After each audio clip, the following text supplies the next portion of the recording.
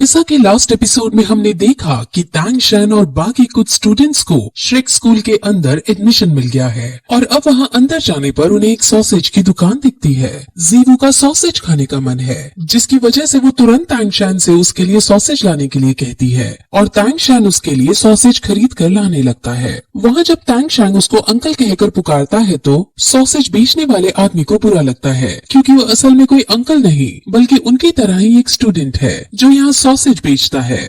ये सुनकर तांग शैन को बहुत अजीब लगता है और तभी वहाँ फिर मिस्टर धाई भी आ जाते हैं जो अंकल सॉसेज को बहुत डांटते हैं क्योंकि यहाँ पर ये बेचना मना था।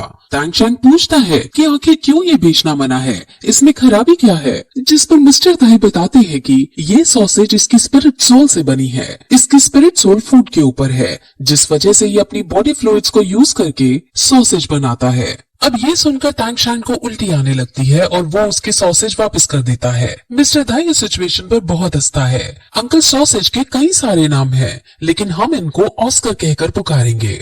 वहाँ हम दो लड़कियों को भी देखते हैं जो इन्हीं के साथ एडमिशन लेकर आगे बढ़ रही थी। असल में अभी इनका एडमिशन हुआ नहीं था, इनका एडमिशन प्रोसेस चल रहा है। यहाँ पर बहुत सारे बच्चे खड़े हैं और सभी एग्जाम 1 की लाइन में लगे हुए हैं। तांग शैन भी एग्जाम 1 की लाइन में जाने लगता है, लेकिन मिस्टर धाई उसे रोकता है और उसे सीधे एग्जाम 4 की तरफ ले जाने लगता है। अब बाकी स्टूडेंट्स जो एग्जाम 1 की लाइन में लगे हुए थे वो नाराज हो जाते हैं क्योंकि इन बच्चों को एग्जाम 1, 2 और 3 को स्किप करवाकर सीधे एग्जाम 4 में ले जाया जा रहा है। जिस पर अब मिस्टर धाई उन्हें समझाता है कि जिनकी रैंक 20 से ज्यादा है वो पहले 3 एग्जाम को स्किप कर सकते हैं। तांग शैन की रैंक 29, जीवो की रैंक 29 और बाकी जो 2 लड़कियां थी उनकी रैंक 26 और 27 की थी, जिस वजह से सिर्फ वो 4 ही एग्जाम 4 की तरफ जाने लगते हैं। और फिर रास्ते में मिस्टर धाई बताते हैं कि जो पिछली लाइन में लगे हुए बच्चे हैं उनमें से कोई भी पास नहीं हो पाएगा क्योंकि एग्जाम 2 और 3 बहुत ज्यादा टफ होते हैं और रैंक 20 से नीचे वाले बच्चे इसमें पास नहीं हो पाते। असल में हर साल सिर्फ 2 या 3 बच्चे ही एडमिशन पा पाते हैं और अब तक सिर्फ 42 बच्चे ही स्कूल में पढ़े हैं। अब ये सुनकर उनको अजीब लगता है क्योंकि आखिर इतना मुश्किल एंट्रेंस रखने से तो स्कूल का ही नुकसान है क्योंकि उन्हें बच्चों से फीस नहीं मिल पाती। जिस पर मिस्टर धाई कहता है कि यहाँ का हेडमास्टर यानी यहाँ का प्रिंसिपल अपने असूलों का पक्का है। वो चाहे गरीबी में मर जाए लेकिन वो कमजोर बच्चों को नहीं पढ़ाता। इस स्कूल में बच्चों से ज्यादा तो टीचर्स हैं और यही इस स्कूल की सबसे खास बात है। यहाँ टॉप क्वालिटी की एजुकेशन दी जाती है और इसी वजह से तांग शैन के टीचर, जिनको सब ग्रैंड मास्टर कहते हैं, उन्होंने श्रेक स्कूल रिकमेंड किया था। असल में यहाँ से ग्रेजुएट होने का यानी यहाँ से डिग्री लेने का बहुत मुश्किल क्राइटेरिया है। यहाँ एडमिशन लेने के बाद अगर तुम्हारी रैंक 40 या उससे ज्यादा है तभी तुम यहाँ से डिग्री पा पाओगे, वरना तुम्हें बिन डिग्री लिए ही भगा दिया जाएगा। इसीलिए अब तक सिर्फ 14 बच्चे ही यहाँ से ग्रेजुएट हो पाए हैं और वो 14 आज की डेट में अपनी अपनी फील्ड में नाम कमा चुके हैं। बाकी बच्चे जो इनरोल हुए थे लेकिन ग्रेजुएट नहीं हो पाए वो 20 को मारते मारते खुद ही मर गए और उनकी कहानी वहीं खत्म हो गई। अब ये सब सुनकर बच्चे बहुत डर जाते हैं, लेकिन वो कैसे न कैसे करके इस स्कूल में पढ़ना चाहते थे, इसीलिए वो आगे बढ़ते हैं और एग्जाम 4 पर पहुंच जाते हैं। एग्जाम 4 के लिए वहाँ वाइस प्रिंसिपल खड़ा था और वाइस प्रिंसिपल बहुत खतरनाक और एरोगेंट नेचर का था। उसके अंदर दया नाम की कोई चीज नहीं थी। वो उन चारों को देखने के बाद उनसे कहता है कि अगर तुम यहाँ एडमिशन लेना चाहते हो तो तुम चारों एक साथ मुझ पर अटैक करो और मैं तुम पर अटैक करूंगा। अगर तुम जीते तो तुम्हें एडमिशन मिल जाएगा और अगर मैं जीता तो तुम सबको यहाँ से जाना पड़ेगा। इस टीचर का नाम मास्टर जाहू है और ये 76 रैंक पर है। मिस्टर धाई अब इसके बारे में उन्हें सब बताता है कि ये बहुत शक्तिशाली इंसान है और ये इतना शक्तिशाली है कि अगर उसके सामने 40 सैनिक हथियारों के साथ एक साथ हमला कर दे तब भी इसका कुछ नहीं उखाड़ पाएंगे। इनकी स्पिरिट सोल सुप्रीम बियर की है और क्योंकि ये इतना शक्तिशाली है इन्हें कई लोग अकाला भी कहते हैं। अब अकाल नाम सुनकर सब हैरान हो जाते हैं क्योंकि उन सभी ने अकाल नाम सुन रखा था और अकाला बहुत ज्यादा शक्तिशाली योद्धा है। अब मिस्टर धाई इनको हराने का तरीका उन्हें बताता है कि स्पीड इनकी कमजोरी है, इसलिए तुम चारों को स्पीड का यूज करते हुए इनको हराना होगा। अब फिर इनको आधा घंटा दिया जाता है जिसमें उन्हें अपनी प्लानिंग करनी थी कि कैसे ये मास्टर जाओ को हरा सकते हैं। अब वहाँ वो दोनों लड़कियां अपना इंट्रोडक्शन देती हैं, जिसमें से जिसने ब्लू कपड़े पहन रखे हैं वो रैंक 26 की है और वो किबाओ एम्बर की ट्राइब से है। इसकी स्पिरिट सोल एक टूल टाइप की है, जिस वजह से ये लड़की बहुत ज्यादा शक्तिशाली है। अब इसकी पावर का यूज करके वो सब अपनी अपनी स्पीड 30% बढ़ा सकते थे, जिस वजह से सब बहुत खुश होते हैं। इस लड़की का नाम निंग रोंग रोंग है।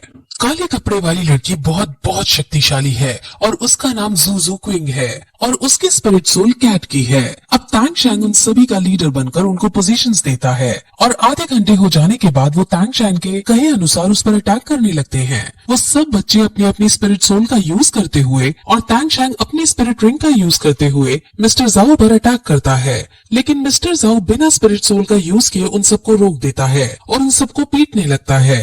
मिस्टर जाओ इन बच्चों को पीट पीट कर बहुत मजे ले रहे होते हैं और बच्चे उनसे हार रहे होते हैं। अब तांग शैंग को गुस्सा आ जाता है और वो अब स्पिरिट रिंग का यूज करते हुए उसे बांधने की कोशिश करता है और उस पर पॉइजन भी छोड़ता है।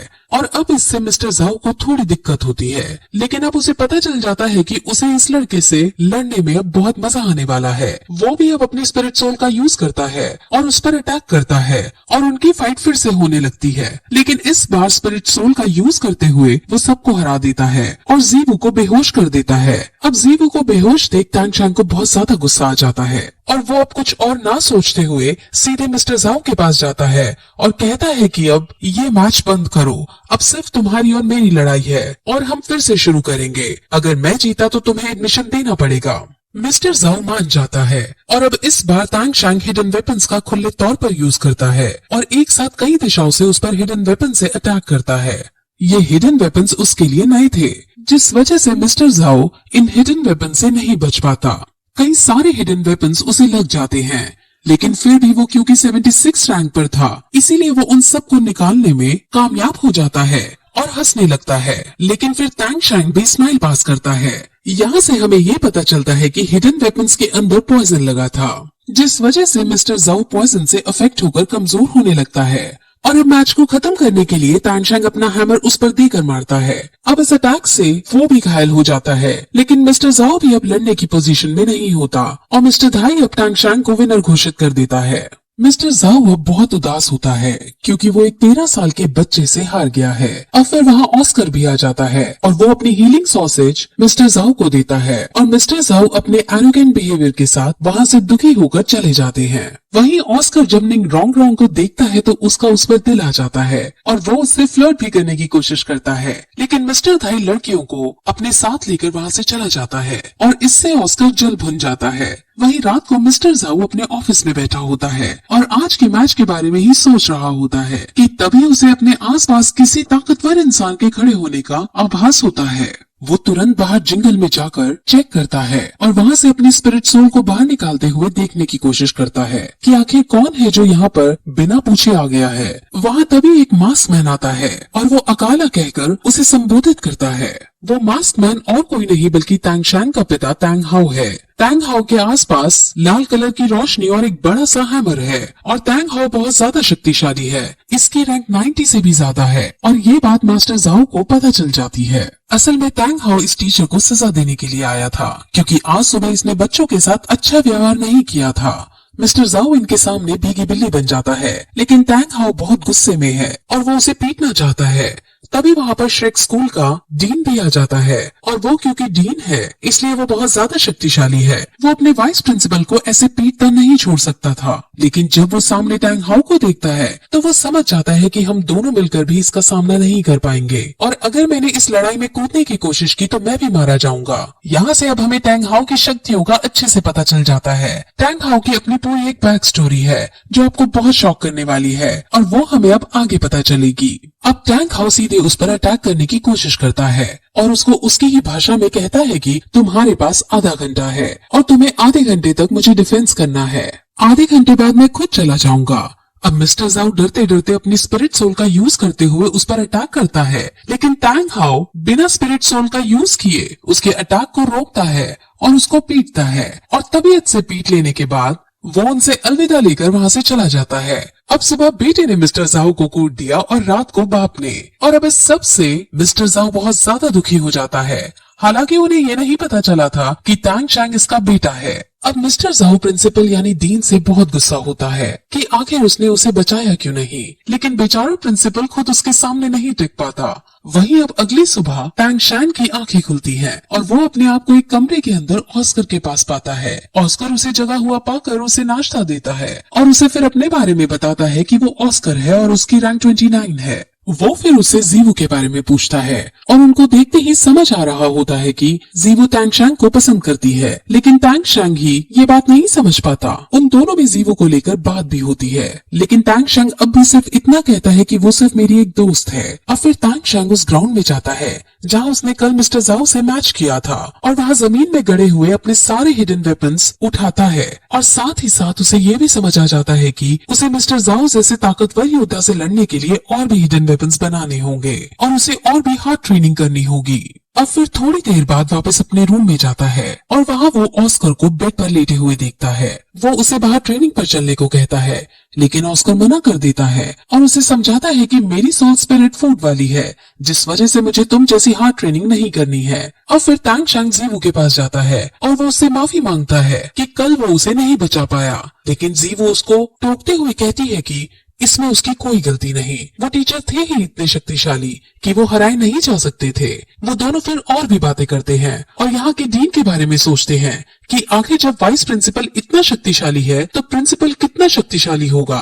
और फिर वो दोनों बाहर घूमने निकलते हैं और उन्हें एक मोटा बच्चा दिखाई देता है जो अपनी गर्लफ्रेंड से लड़ रहा था। उसकी गर्लफ्रेंड उसे ब्रेकअप करना चाहती थी, लेकिन वो जबरदस्ती उसका हाथ पकड़कर उसे अपने पास खींच रहा था। और वहीं जब वो जीवू को देखता है तो वो जीवू के साथ भी फ्लोटिंग वे में बदतमीजी से बात करने लगता है, जिससे जीवू को गुस्सा आ जाता है और वो तुरंत उसे लड़ने को आगे बढ़ती है। अब वहाँ तांग शैंग आता है और मोटे लड़के से इस लड़की को छोड़ देने को कहता है, लेकिन मोटा लड़का नहीं मानता।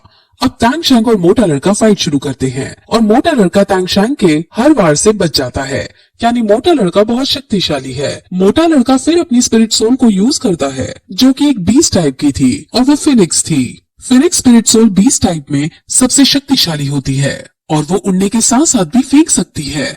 अब ये देखकर जीवू और तांग शैंग बहुत शॉक होते हैं क्योंकि इतने मोटे लड़के के पास इतनी पावरफुल स्पिरिट सोल थी। लेकिन अब तांग शैंग अपनी भी स्पिरिट सोल का यूज करता है, लेकिन वो उससे बच जाता है क्योंकि तांग शैंग की स्पिरिट सोल एक प्लांट टाइप की थी और प्लांट हमेशा आग से डरता है, जिस वजह से अब जीवू उससे लड़ने जाती है। हालांकि जीवू पर भी वो भारी पड़ता है, लेकिन जीवू क्योंकि एक लड़की थी जिस वजह से वो उसकी सुंदरता से अट्रैक्ट होकर थोड़ा बहक जाता है और फिर जीवू को उसको हराने का मौका मिल जाता है और वो तुरंत उस पर अटैक करके उसे गिरा देती है।